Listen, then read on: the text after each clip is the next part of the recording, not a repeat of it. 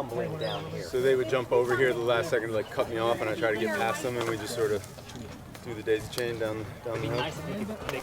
Bad math on my part, sorry. Too bad, Jeff.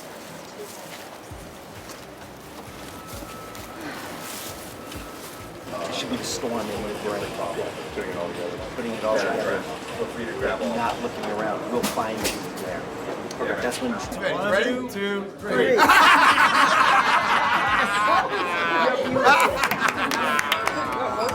For better or worse, like this movie is a true story told by someone that is unbelievably brilliant at lying. Cover Wazzy. Oh my Sally. Well, that's a fair question.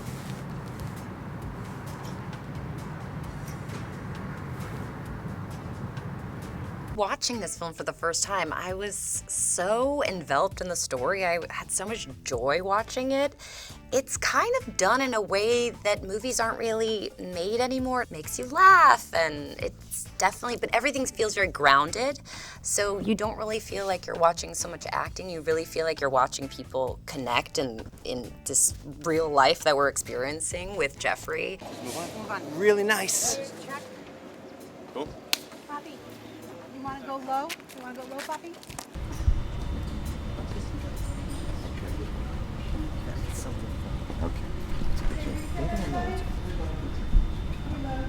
I wanted to have some fun making a movie. I had always been attracted to kind of dark stories, and I really wanted to find something that was the kind of movies that I grew up loving. And I heard this story about Jeffrey Manchester, this guy who had robbed 45 McDonald's and that had been sentenced to 45 years in prison, that had broken out of prison, and when he broke out of prison, he hid inside a Toys R Us and lived in this Toys R Us for 6 months, and then started going to a local church. And I thought to myself, well, that sounds like a fun movie and exactly kind of what I wanted to make movies about when I first started dreaming of making movies when I was a kid. With your nose so bright.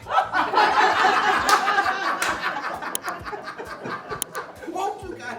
And this is John.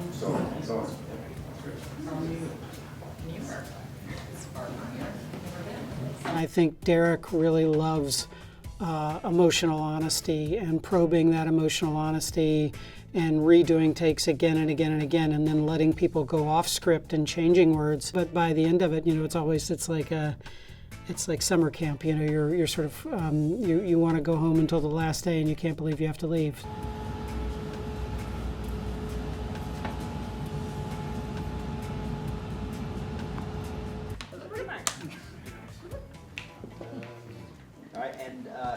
Most of the information really that informed the script came from Derek doing interviews with Jeffrey from prison over the past 3 years. They've been speaking once or twice a week for the past 3 years, and that really informed the script.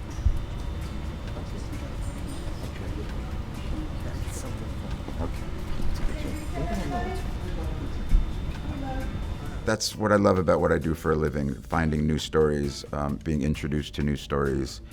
And now that I know about it and have read about it, obviously, since becoming part of the film, it's such a fascinating story. And he was involved in the filmmaking. Channing, they talked to each other, and Derek did as well. And to have that first-hand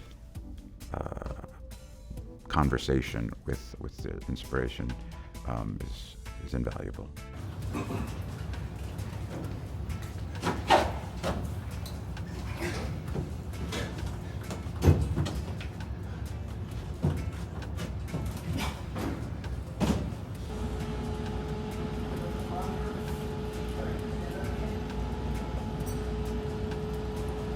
We shot in Charlotte, North Carolina, exactly where this event took place. As close to the actual real place that the real events happened in as absolute possible. In Chasing the Ghost, he tries to put not just ghosts, but like as you know, these traces of reality inside of the movie, and like doesn't try to like point them out. He's not trying to be like, hey, look how clever I am. It's just more for him and honoring the story, I think, and honoring the people that actually like experience this. Bad man on my part, sorry. Too bad, yeah.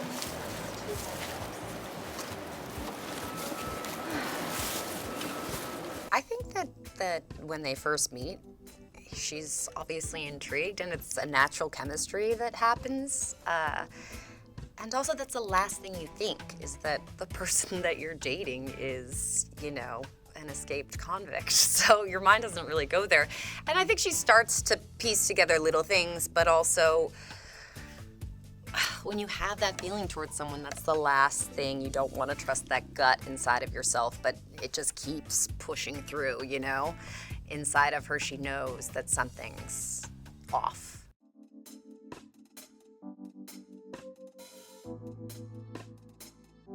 Ready? 1, 2, 3.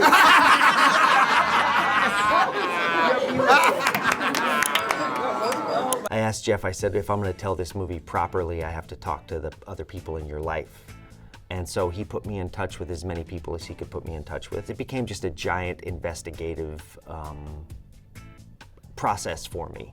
And I think what I was mostly interested in was the emotional truths of this story.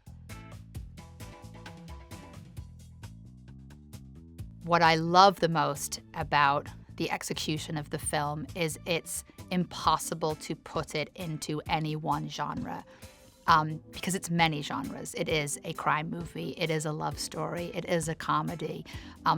It has all of these different elements, and it sort of like flows in and out of these different genres as the movie unfolds.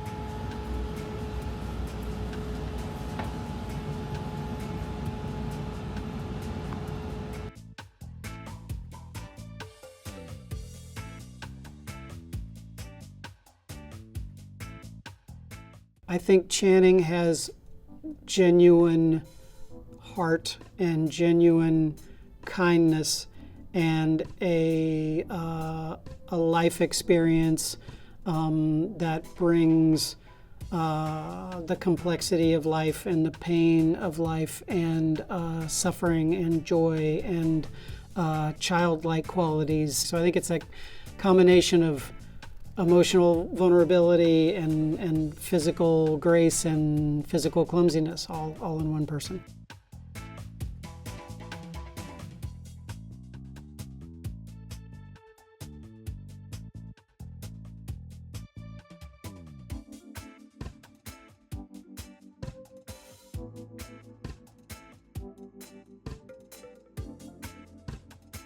It's absolutely a dream cast, just, you know, really actors and, you know, actors that bring real depth and inner life. I think what Kirsten does in this film is, as with everything she does, there is just a mystery to her inner life as a character that isn't on the surface and out front, but you can tell that there are secrets and stories in the past that you want to know about, and she just brings a depth to it that's not like anybody else.